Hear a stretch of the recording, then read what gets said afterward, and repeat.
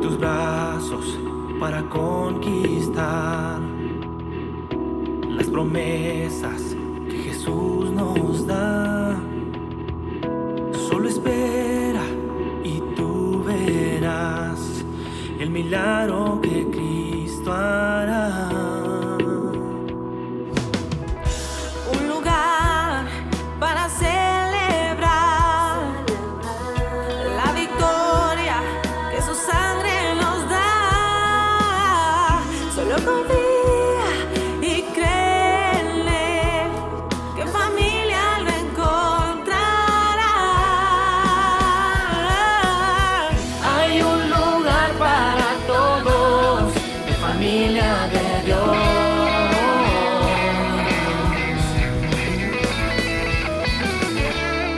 En familia de Dios.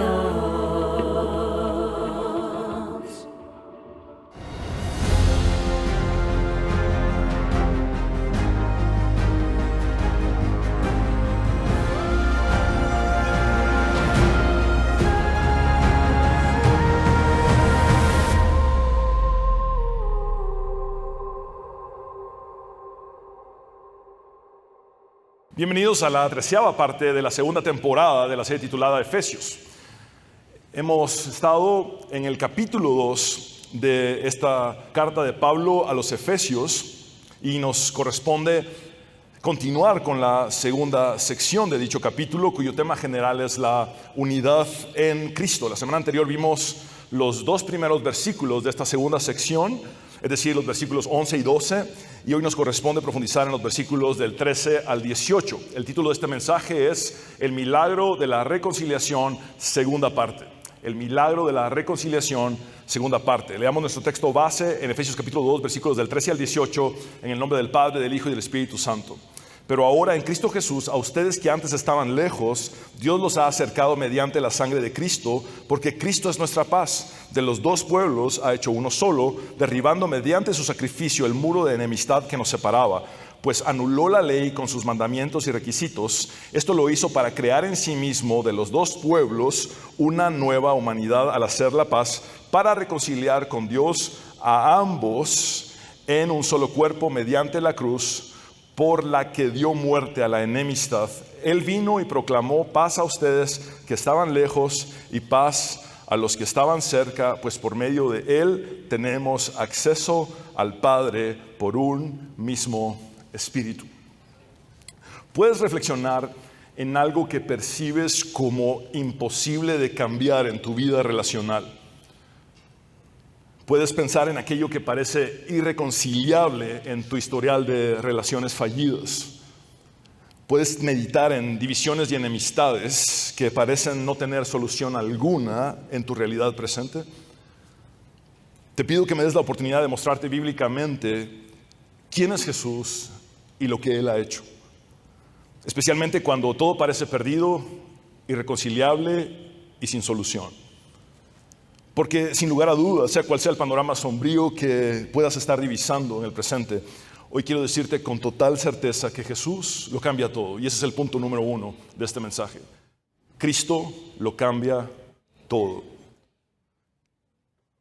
En el versículo 13, Pablo dice: pero ahora en Cristo Jesús, a ustedes que antes estaban lejos, Dios los ha acercado mediante la sangre de Cristo. Quiero resaltar la frase, pero ahora en Cristo Jesús, ya que esta habla de un contraste absoluto y radical, de un antes y un después que son completamente opuestos entre sí, de una vieja realidad adversa que queda completamente atrás y de una nueva realidad favorable que es totalmente distinta a la anterior.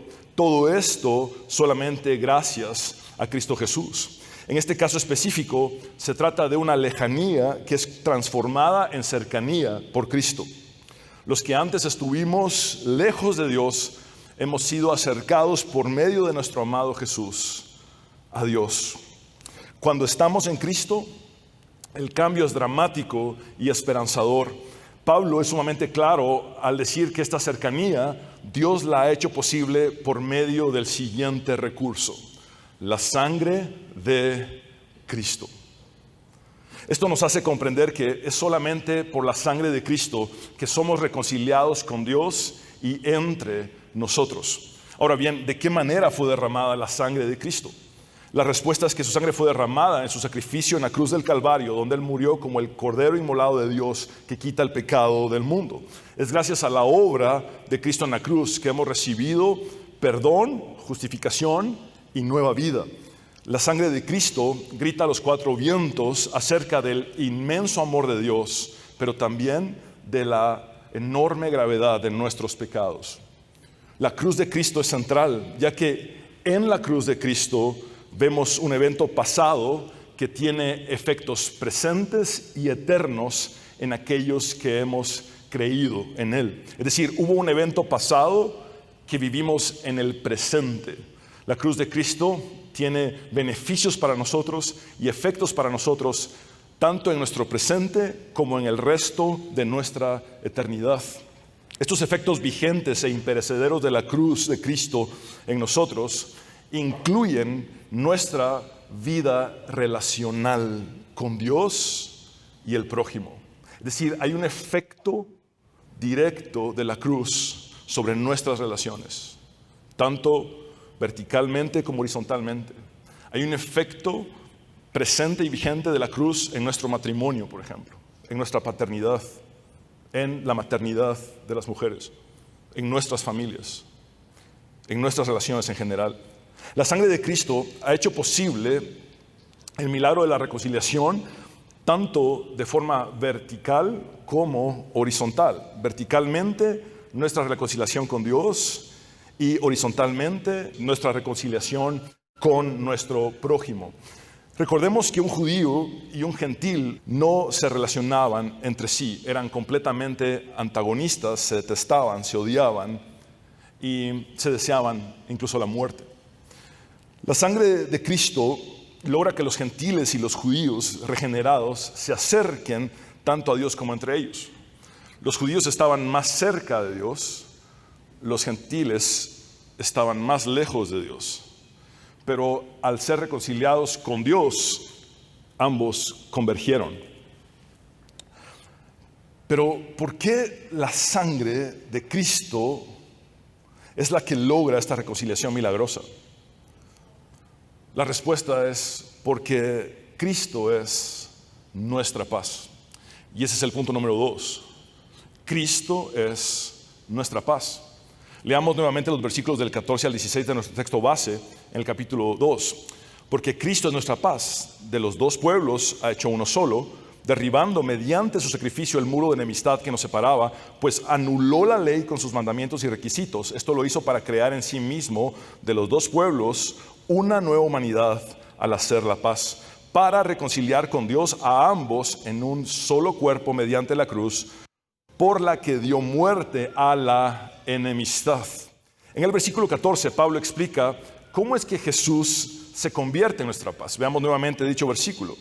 Porque Cristo es nuestra paz, de los dos pueblos, judíos y gentiles, o judíos y no judíos, ha hecho uno solo, derribando mediante su sacrificio el muro de enemistad que nos separaba. El lenguaje que Pablo utiliza en este versículo 14 es gráfico, emotivo y conmovedor a la vez. En los días del Nuevo Testamento había un muro en el templo de Jerusalén que separaba el atrio de los gentiles del resto del templo. Y en ese muro de separación había inscripciones bilingües, tanto en latín como en griego, que prohibían rotundamente la entrada a los gentiles o no judíos más allá de este atrio asignado para ellos. En sus escritos, que datan del primer siglo, el historiador judío Flavio Josefo habló de estas inscripciones. Y en las excavaciones arqueológicas realizadas más recientemente en el año de 1871 y en el año de 1936 respectivamente, se encontraron dos inscripciones, una inscripción completa y otra parcial. Estas inscripciones son conocidas en griego como thanatos. Aquellos de ustedes que saben griego conocen que la traducción del término thanatos es muerte. Así es, el muro de separación en el templo de Jerusalén contenía amenazas de muerte contra todo gentil o no judío que intentara u osara cruzarlo. La inscripción, que se halló completa en la excavación de 1871, se encuentra actualmente en el Museo Arqueológico de Estambul, en Turquía. Y podemos apreciar dicha inscripción en la siguiente fotografía. Esta era parte del muro que separaba el atrio de los gentiles o no judíos del resto del templo de Jerusalén. Esta inscripción de muerte, también conocida como inscripción de advertencia, dice así: ningún extranjero podrá entrar dentro de la barricada que rodea el santuario y el recinto. Cualquiera que sea sorprendido haciéndolo tendrá la culpa de la muerte resultante. Es decir, aquel que busque cruzar el muro siendo gentil o no judío provocará su propia muerte. Un momento, ¿amenazas de muerte en el templo de Dios? ¿Un muro de separación en el templo de Dios? ¿Discriminación? ¿Racismo? ¿Hostilidad y odio en el templo de Dios? Cualquier parecido con la realidad actual no es mera coincidencia, porque seguimos luchando contra nuestra naturaleza pecaminosa. Esto nos lleva a comprender que los seres humanos sin Cristo estamos destinados al fracaso relacional con Dios y por consiguiente con el prójimo.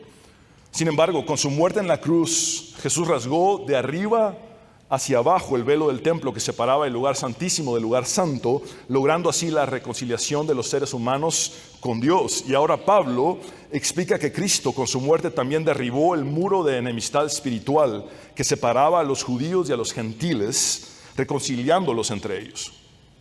¿Se dan cuenta de esto? El velo del templo rasgado es reconciliación vertical, reconciliación con Dios. El muro derribado de enemistad espiritual es reconciliación horizontal, reconciliación entre nosotros, los seres humanos.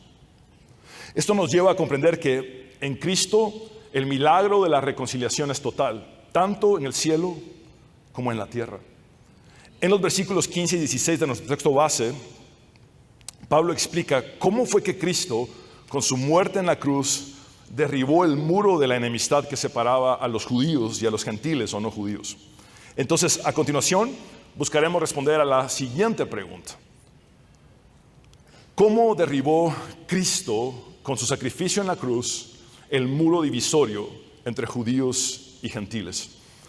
Pablo realiza esta explicación de tres maneras.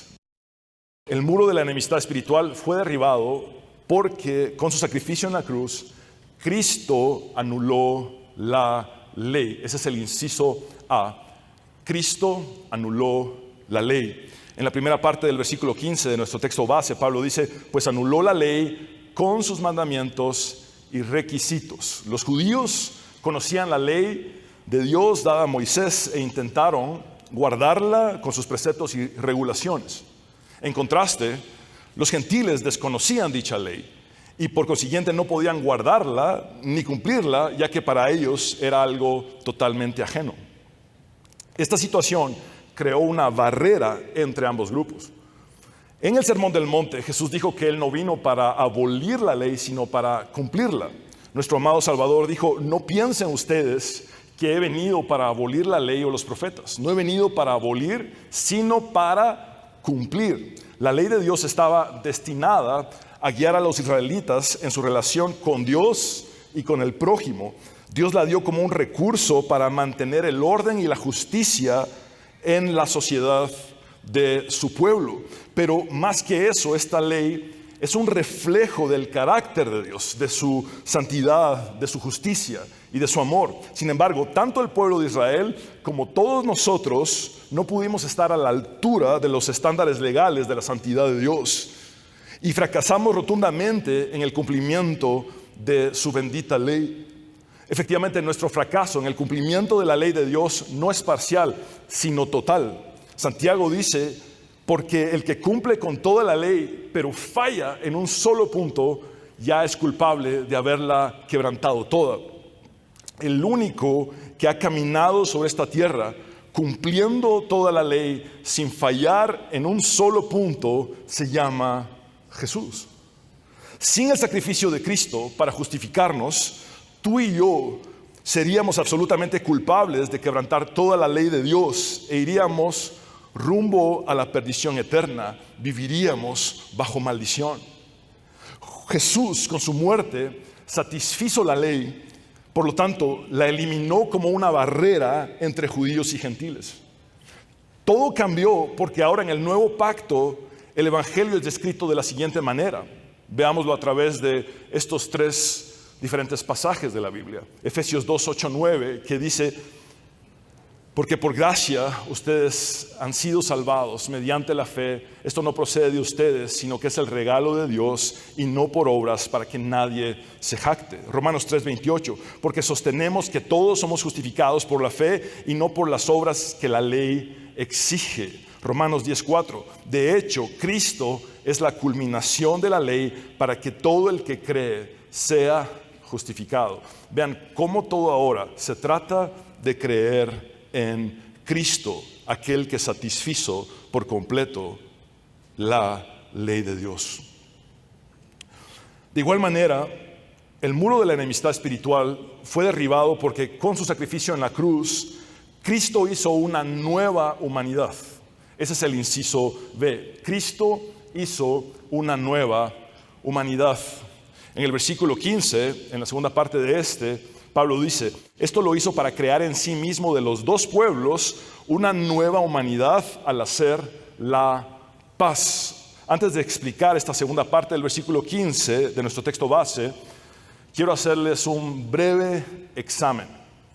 Sí, es un examen sorpresa, no se lo esperaban. Ahora, no se asusten tanto, es un examen de una sola pregunta y es de selección múltiple. No la puedo poner más fácil, ¿verdad? Vamos a proyectar dicho examen. La reconciliación que Cristo ha logrado en la cruz tiene el propósito de, opción 1, cristianizar a los judíos. Opción 2, judaizar a los cristianos. Opción 3, hacer un mestizaje espiritual entre judíos y cristianos. Opción 4, ninguna de las anteriores. Me estoy resistiendo a pedirles que levanten la mano en cada una de las opciones para ver quién escoge cuál.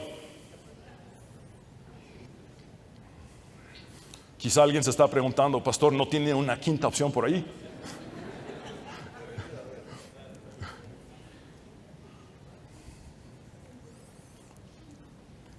La respuesta bíblica es la 4, ninguna de las anteriores. Esto es sumamente importante entenderlo, porque muchos evangélicos han caído en el error de pensar que Jesús vino a judaizar a los gentiles, a hacer que los gentiles o no judíos se hicieran a los judíos y adoptaran las prácticas religiosas del judaísmo. Muchos han malentendido el acercamiento de aquellos gentiles que estaban lejos como un acercamiento a los judíos, en lugar de entenderlo correctamente como un acercamiento a Dios por medio de Cristo, quien es el único camino al Padre. Lo digo más explícitamente, pero también amorosamente. Jesús no es el camino al judaísmo, sino el camino al Padre. En el presente, muchos han caído en la equivocación de judaizar su cristianismo, cuando a la luz del Nuevo Testamento hacer tal cosa no tiene sentido alguno y desagrada a Dios. La Biblia es más que clara al respecto. Basta con leer una de las primeras cartas que Pablo escribió para entender esto. Creemos que es la única carta que Pablo escribió de puño y letra, porque las demás las habría dictado a un amanuense. Y me refiero a la carta a los Gálatas, la cual de forma muy intensa, explícita y directa llama anatemas a aquellos judíos que supuestamente, habiendo creído en Cristo, quisieron judaizar a los gentiles cristianos. Recordemos también que Pablo reprendió fuertemente a Pedro en Antioquía, porque su comportamiento erróneo estaba apoyando a aquellos que, llamándose cristianos, buscaban judaizar a los gentiles cristianos. Por otro lado, Jesús tampoco vino a hacer lo opuesto. Jesús no vino a cristianizar el judaísmo. Jesús ni siquiera vino a hacer un híbrido, ni un mestizaje espiritual, ni sincretismo alguno entre judíos y gentiles. Déjenme sintetizarles con toda claridad, pero también con todo amor, a la luz de las Escrituras, lo que Jesús no hizo y lo que Jesús sí hizo. Jesús no cristianizó a los judíos ni judaizó a los gentiles. Él tampoco vino a hacer un mestizaje espiritual de ambos pueblos. Jesús vino a hacer una nueva humanidad. Eso es lo que Pablo dice con toda claridad en el texto que es objeto de nuestro estudio. Jesús vino a hacer de ambos grupos una nueva humanidad. El resultado de la obra salvadora de Cristo es hacer una nueva humanidad conformada de nuevas criaturas que denotan una nueva raza bajo el segundo o postrer Adán. ¿Quién es el segundo o postrer Adán? Jesús. Entonces, es en Cristo que nosotros hemos sido creados de nuevo a imagen de Él, de nuestro poderoso Salvador. Recordemos lo que Pablo ha dicho previamente en la primera sección de este mismo capítulo 2 de la carta de Pablo a los Efesios. Porque somos hechura de Dios, creados en Cristo Jesús. Recordemos que la palabra para hechura en griego es poiema, es de donde tenemos nuestra palabra castellana poema. Esto significa que somos la obra maestra de Dios, creados en Cristo Jesús. Somos la nueva creación en Cristo Jesús. Somos una nueva raza en Cristo Jesús. Amados hermanos, esto no debe diluirse ni tomarse a la ligera, ya que esta es la medicina divina para erradicar la alienación, el racismo, la discriminación, el prejuicio, la hostilidad, el odio, las divisiones y el distanciamiento entre nosotros. Esta también es la medicina divina para todos aquellos que tengan una crisis de identidad y hayan podido caer en una especie de malinchismo espiritualizado. ¿Qué es el malinchismo?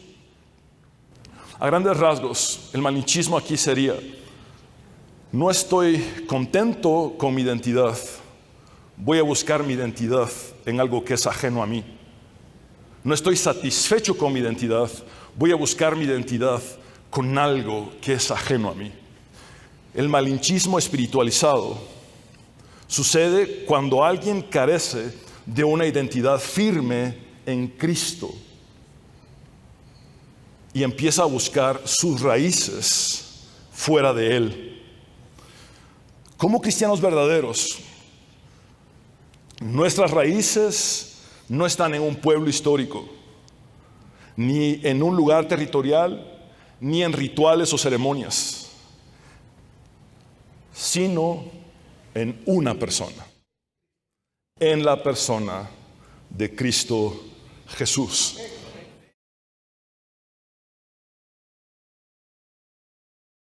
Se los digo de esta manera: nuestras raíces no están en algo, sino en alguien. Se lo repito, nuestras raíces no están en algo, sino en alguien.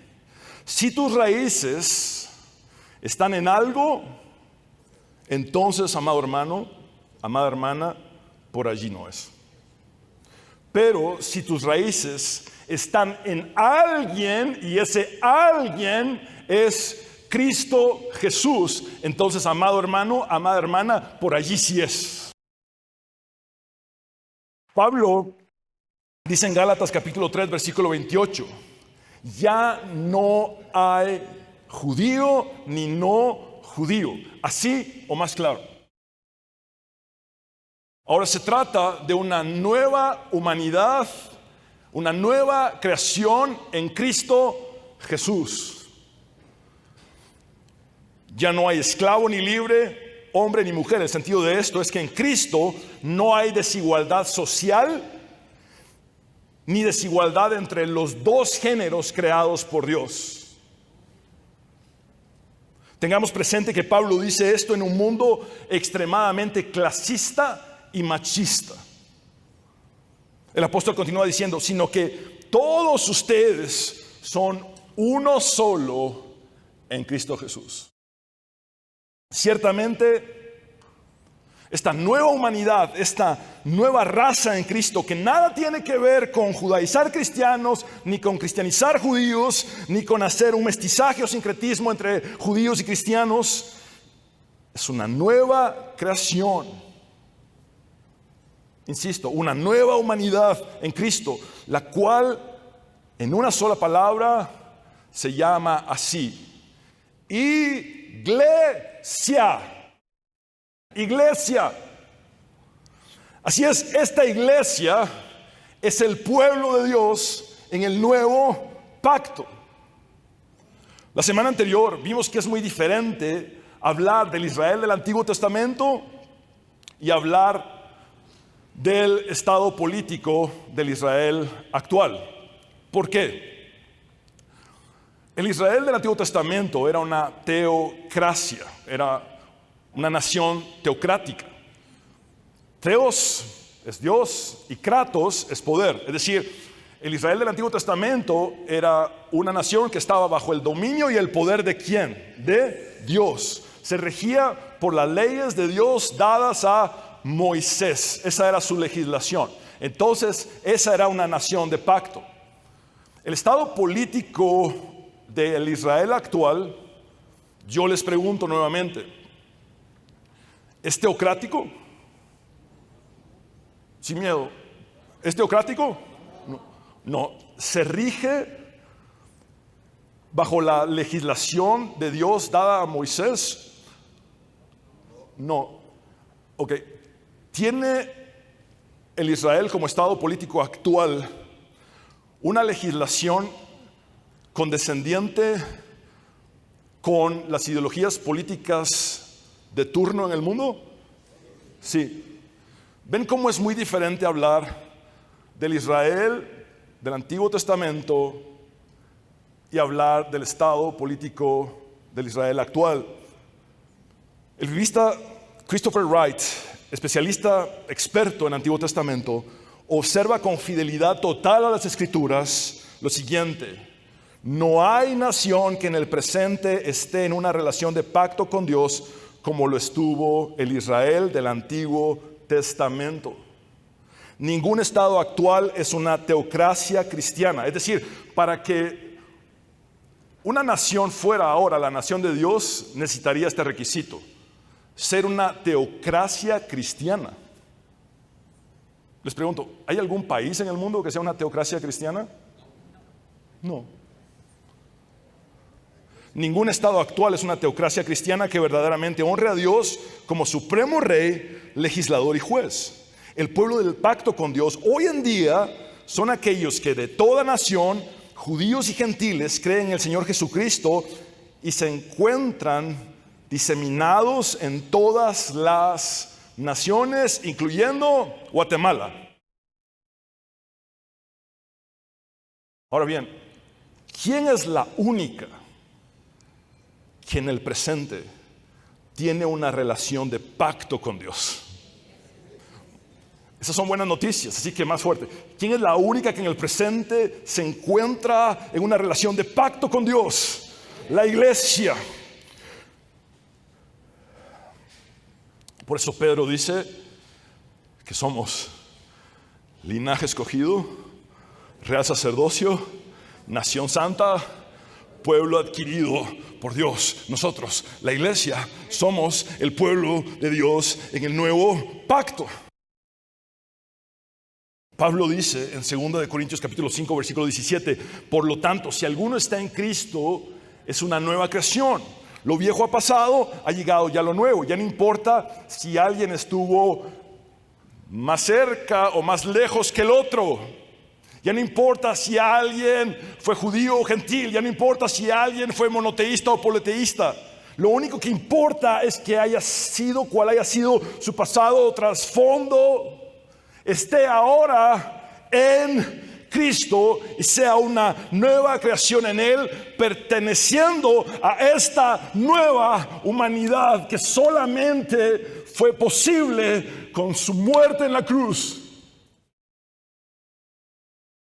Ya no se trata de un asunto territorial ni racial, sino de creer en el único poderoso Salvador, Jesucristo, el Mesías. No hay otro nombre, no hay otro mediador.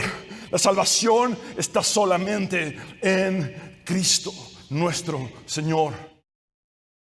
El biblista Daniel Block, también experto, erudito en Antiguo Testamento, dice acertadamente: la llegada de Yahvé o Jehová encarnado en Cristo resultó en cambios fundamentales en la expresión del culto de la relación del pacto con Dios. Como el corazón del espacio sagrado, el templo se volvió irrelevante. ¿Quiénes son el templo de Dios ahora?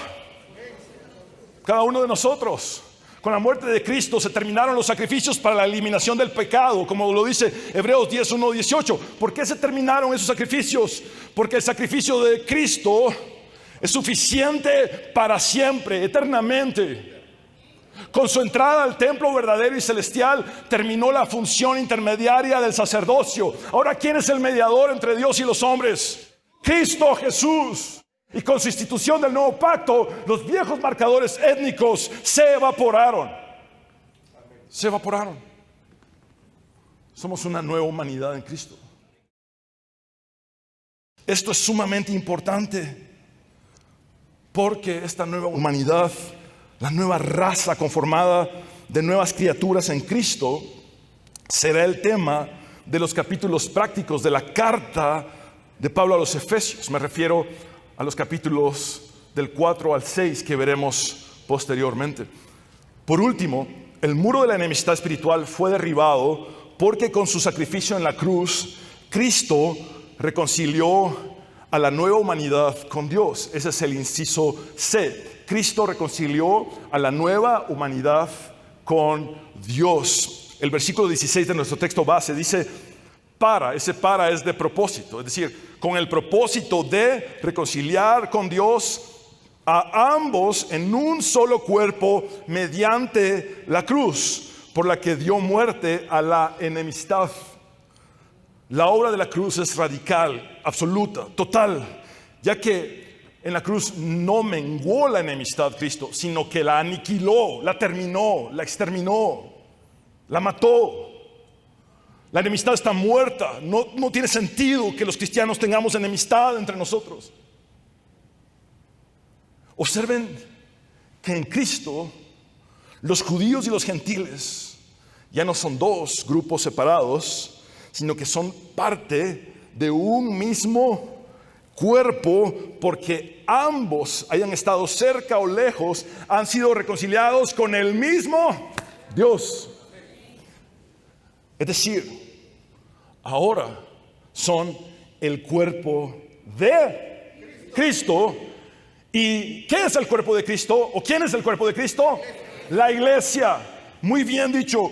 Esto nos hace comprender que el milagro de la reconciliación conlleva darnos el regalo divino de una nueva identidad en Cristo que trasciende las etiquetas divisorias que nos separaban.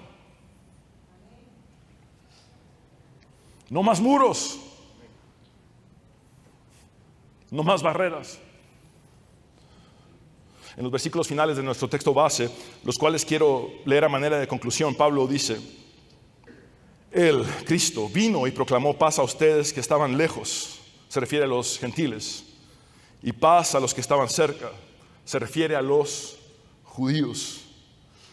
Pablo anuncia aquí el cumplimiento de la profecía de Isaías capítulo 57, versículo 19, donde Dios dice por medio de su profeta, unos 700 años antes del nacimiento de Cristo, lo siguiente: y haré que con sus labios digan, paz al que está lejos, paz al que está cerca. ¿Saben qué es eso? Reconciliación milagrosa. Yo, el Señor, prometo que lo sanaré. Esa sanidad es relacional.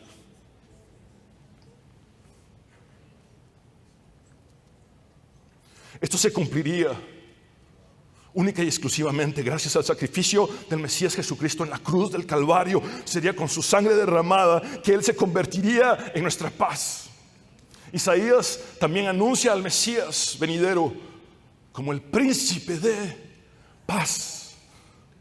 En el último versículo de nuestro texto base, Pablo dice: pues por medio de Él, de Cristo, tenemos acceso al Padre por un mismo Espíritu. Ayúdenme a encontrar a la Trinidad en este versículo. Pues por medio de Él, ¿a quién se refiere? A Cristo Jesús, quien es el Hijo de Dios, ¿verdad? Pues es por medio de Él, el Hijo, que tenemos acceso al Padre por un mismo Espíritu. Espíritu está con E mayúscula, se refiere al Espíritu Santo. Noten el aspecto trinitario de este versículo 18. El pronombre personal, Él, es el Hijo, por quien tenemos acceso al Padre por un mismo Espíritu Santo. John Stott observa pertinentemente que el logro más alto y más completo de Cristo el pacificador es el acceso trinitario del pueblo de Dios, en el que a través de Él, Cristo, y por un mismo Espíritu llegamos confiadamente a nuestro Padre. Jesús es el camino al Padre. Jesús nos lleva al Padre por medio de su Espíritu Santo. El cristianismo es la única religión en el mundo que verdaderamente puede describirse como una fe que ofrece igualdad de oportunidades a todos. Se lo repito. El cristianismo auténtico es la única religión en el mundo que verdaderamente puede describirse como una fe que ofrece igualdad de oportunidades a todos. Nadie está arriba, nadie está abajo, nadie es más y nadie es menos. Todos los cristianos estamos al mismo nivel al pie de la cruz. Se lo repito, todos los cristianos estamos al mismo nivel al pie de la cruz. Si hay indicios de superioridad, allí apesta, y eso no es cristianismo verdadero. Si hay un caudillo sectario superior a la grey y que se manifieste o se presente como indispensable y necesario y todos los demás están bajo él, allí apesta rotundamente, podrido. Y eso no es cristianismo verdadero, porque todos estamos exactamente al mismo nivel al pie de la cruz. Eso es cristianismo. El cristianismo verdadero es unidad e igualdad, porque nuestro Dios no hace acepción de personas. Mientras que en contraste, en otras religiones, vemos que se establecen barreras y divisiones entre las personas. Por ejemplo, los hindúes creen en un sistema de castas. Los hombres musulmanes no adoran junto a las mujeres musulmanas.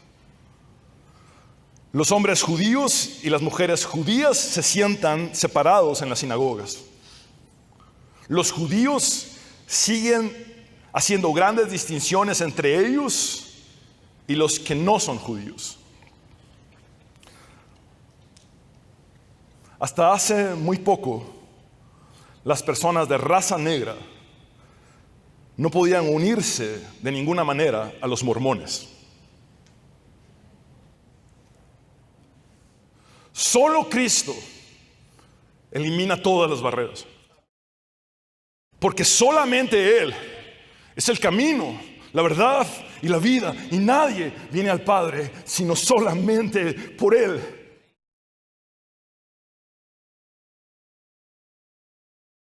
¿Acaso hay barreras en nuestra iglesia, en nuestra familia o en nuestro corazón que estén basadas en raza, economía o sexo? Se lo repito. ¿Acaso hay barreras en nuestra iglesia, en nuestra familia o en nuestro corazón que estén basadas en raza, economía o sexo. Hay aún rezagos racistas, clasistas o sexistas, ya sea de machismo o feminismo en ti y en mí. Por cierto, he visto a mujeres enseñándoles a sus hijos a ser machistas. A ese extremo ha llegado a permear el machismo en nuestra cultura, que mujeres le enseñan a sus hijos, mujeres les enseñan a sus hijos a ser machistas. He visto casos de consejerías donde una mujer da un consejo a otra mujer con absolutos rasgos de machismo. Se lo repito, he visto casos de consejerías donde una mujer aconseja a otra tomando como su esencia y su bandera el machismo, casi recomendándole: usted solo someta, aguante palo, cosas así. El machismo ha permeado independientemente de cuál sea nuestro género, y debemos erradicarlo. Estamos en días en que las ideologías fomentan el feminismo, por ejemplo. ¿Estamos manifestando cualquier tipo de altivez u hostilidad en nosotros? Anhelando corregir esto en nosotros, oremos todos juntos en voz alta los últimos 2 versículos del Salmo 139. Oremos estos 2 versículos diciéndole a Dios todos juntos: examíname, oh Dios, y conoce mi corazón. Pruébame y conoce mis pensamientos. Y ve si hay en mí camino de perversidad, y guíame en el camino eterno. Y ve si hay en mí camino de perversidad. Ve si hay en mí racismo. Ve si hay en mí clasismo. Ve si hay en mí sexismo en cualquiera de sus expresiones, ya sea machismo o feminismo. Y guíame en el camino eterno. ¿Quién es el camino eterno? Cristo Jesús. Él es el camino, la verdad y la vida. Insisto, nadie, sea judío o gentil, va al Padre, sino solamente por Él. Amados hermanos, la enemistad, la desigualdad y la superioridad no son signos del cristianismo. Dejemos de levantar muros donde Cristo los derribó.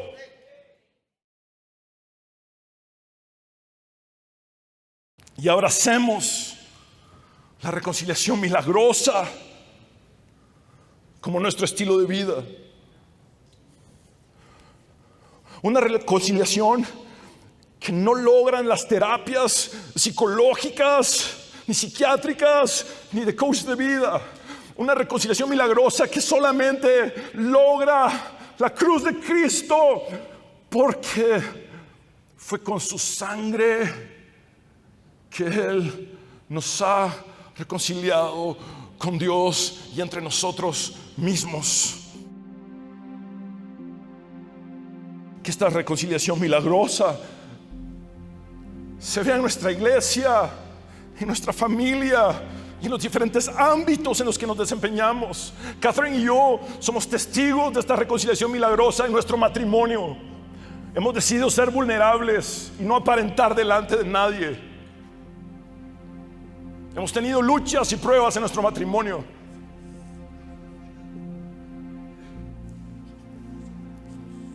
Y especialmente por mi culpa. Pero hemos experimentado la reconciliación milagrosa de la cruz del Calvario. Su sangre nos ha dado reconciliación.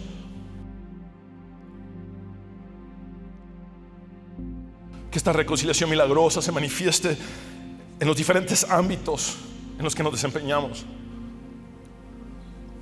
Pidámosle a Cristo que restaure nuestro roto historial de relaciones fallidas. Roguémosle por un milagro en nuestra vida relacional, por una reconciliación milagrosa. En la 7ª bienaventuranza del Sermón del Monte, el Príncipe de Paz nos dijo lo siguiente: bienaventurados los pacificadores, porque ellos serán llamados hijos de Dios. ¿Saben qué significa esto? Bienaventurados, dichosos, felices. Es Jesús diciendo: la verdadera felicidad no está en sus pleitos, divisiones, en peleas. La verdadera felicidad se encuentra en que sean pacificadores, en que derriben los muros y dejen de hacer distinciones, que dejen de hacer y ponerse etiquetas entre ustedes, en que dejen su racismo, su clasismo y su sexismo atrás. Ahí está la verdadera felicidad. Y los que encontremos esa verdadera felicidad seremos llamados hijos de Dios. Quisiera invitarte a ponerte de pie. Vamos a orar. Amado Dios, venimos delante de ti, reconociendo que solo tú tienes palabras de vida eterna. Yo no las tengo. Sin tu palabra estoy perdido, Señor. Sin tu palabra estamos perdidos. Solo tú tienes palabras de vida. Es tu palabra la que nos transforma. Nuestra fe viene por el oír tu palabra. Es tu palabra la que nos cambia, la que nos sacude, la que nos incomoda, para que dejemos atrás todo aquello que no te agrada a ti, Señor, pero que está tan arraigado como si fuera parte de nuestra esencia, y no debe serlo, porque somos una nueva creación hecha posible en el segundo Adán, en el postrer Adán. Nuestras raíces están en ti, nuestra identidad está en ti, Cristo. Tenemos tu ADN espiritualmente, porque nos has hecho nuevas criaturas con tu sangre. Radica de nosotros, Señor, todo muro, división, toda altivez, hostilidad y soberbia. Quita de nosotros, Señor, el racismo que tanto ha hecho a nuestra sociedad guatemalteca y al mundo entero. Quita de nosotros el clasismo que afectó a la iglesia desde el primer siglo, como lo registra Santiago en una de las primeras cartas que se escribieron cronológicamente del Nuevo Testamento. Esa diferencia entre ricos y pobres, todos somos uno en Cristo. Señor, erradica toda desigualdad entre nosotros. Señor, tú viniste en el primer siglo a un mundo extremadamente machista. El mundo griego era machista, el mundo romano era machista y el mundo judío era extremadamente machista. Pero tú escogiste a mujeres que no tenían credibilidad legal para ser las testigos del evento crucial de la resurrección al mundo, y hasta el día de hoy predicamos esa resurrección porque mujeres dieron a conocer esa resurrección. Tú, Señor, erradicas el machismo, y no solamente lo has erradicado en tu mensaje, en tu palabra. Ahora te pedimos que lo erradiques de nuestros corazones, de nuestra misma esencia. Que lo erradiques, Señor, de nuestra práctica. Transfórmanos, Dios. Haznos como tú, Cristo. Que dejemos de caer en malinchismo espiritualizado, buscando raíces donde no pertenecemos en absoluto. Tú lo eres todo. Cristo basta. Tú eres suficiente. Tú eres el motivo, tú eres la razón. Tú lo eres todo, mi amado Jesús. Tú lo eres todo. Te ruego que traigas reconciliación milagrosa a familias, a matrimonios, a relaciones de padres con hijos y de hijos con padres. Señor, así como termina el Antiguo Testamento, querías volver el corazón de los padres a los hijos y de los hijos a los padres. Restaura esas relaciones, como lo prometiste en el Nuevo Testamento y como lo hiciste con tu obra en la cruz. Señor, gracias porque terminas el Antiguo Testamento ofreciendo reconciliación entre padres e hijos, y logras esa reconciliación en el Nuevo Testamento con tu muerte en la cruz. Señor, dependemos de ti.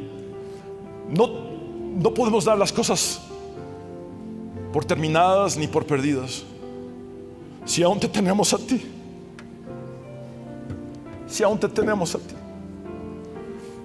tú has logrado la reconciliación milagrosa y nos enseñaste a perdonar hasta 70 veces 7.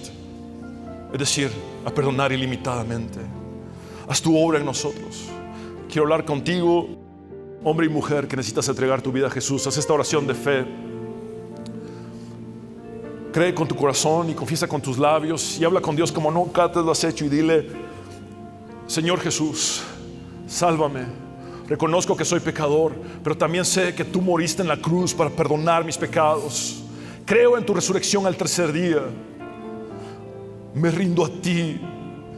Cámbiame y transfórmame. Yo no he podido hacerlo en mis propias fuerzas.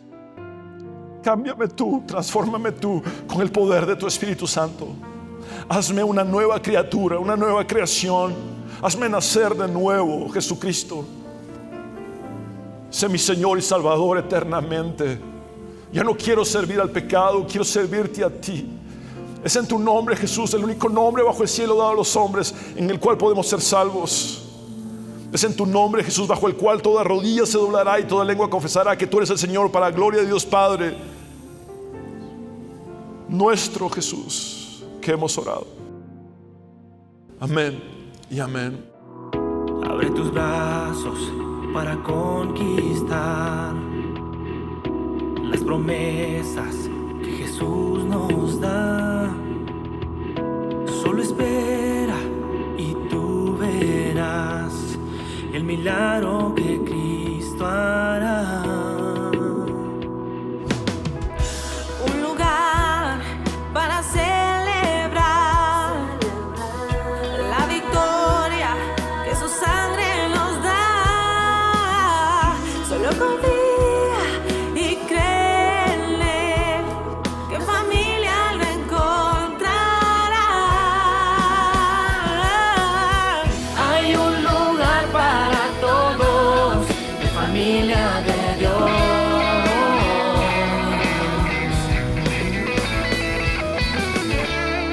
En familia de Dios.